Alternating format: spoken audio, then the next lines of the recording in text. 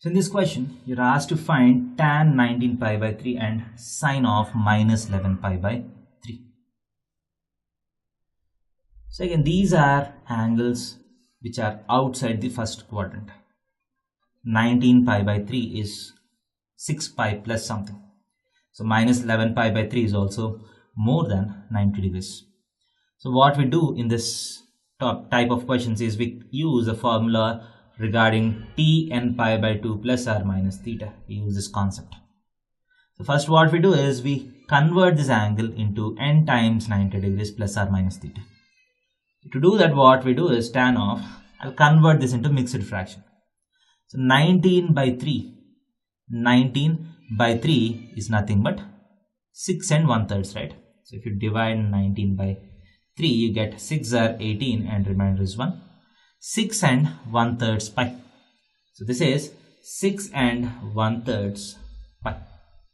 That is nothing but tan of 6 pi plus pi by 3, right?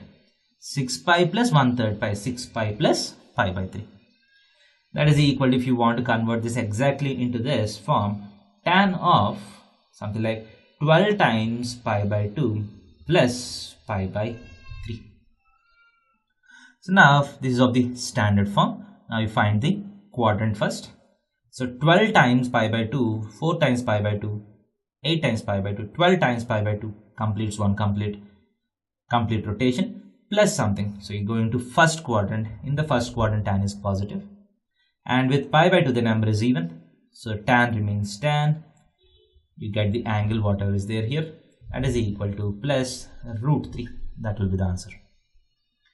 Next, if you have sine minus 11 pi by 3, so we know that minus comes out of sine. So sine of minus theta is minus sine of 11 pi by 3. So 11 pi by 3, what do you do here? So 11 by 3 we convert into mixed fraction.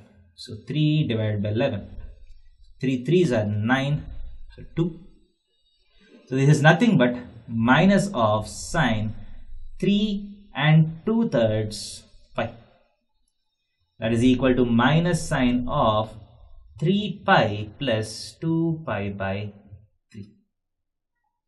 That is equal to minus of sine 3 pi can be written as 6 times pi by 2 plus 2 pi by 3. So now let us do the quadrant identification. 6 times pi by 2, 4 times pi by 2, 5 times, 6 times pi by 2 plus something. You're going into the third quadrant. In the third quadrant, sign is negative. So minus of, you get an extra negative. This number is even. So sign remains sine 2 pi by 3.